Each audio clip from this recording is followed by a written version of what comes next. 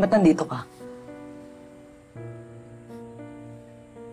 Nakalimutan mo na ba? Di ba sinabi ko sa'yo, Rex is my ride or die. Mag-best friend kami ni Rex mula nung bata pa kami. Tinawagan ako kay Tita Cecil, kaya ako nandito. Ikaw, buti nandito ka.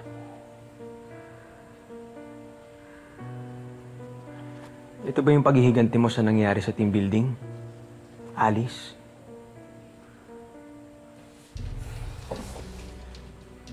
Bakit, Ken? Natatakot ka ba? Bakit naman ako matatakot? Kaya ko naman protektahan ang sarili ko. Eh, ikaw?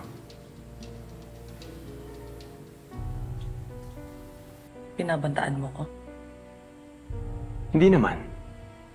Tsaka bakit naman kita sasaktan? Di ba nga mahal na mahal kita?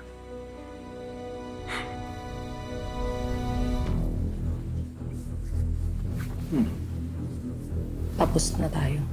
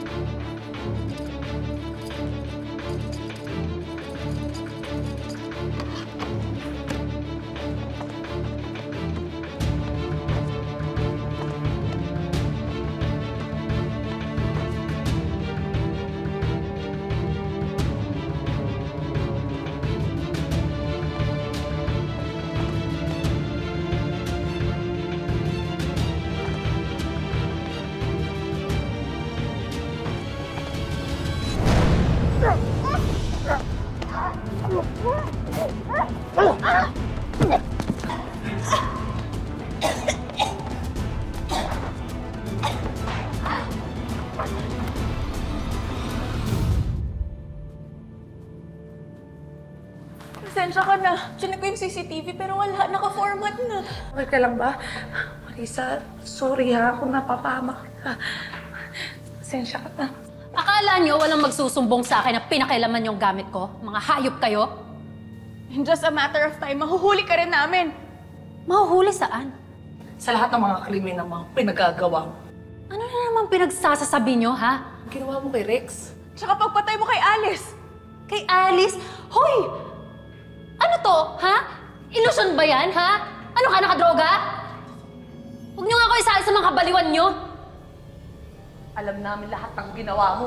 Maraming salamat sa pagsama sa ating istorya sa Tadhana. Nakaka-relate ka ba sa ating mga bida? Nako, i-comment mo na yan para sa iba't ibang kwento na punong-puno ng pag-asa at inspirasyon.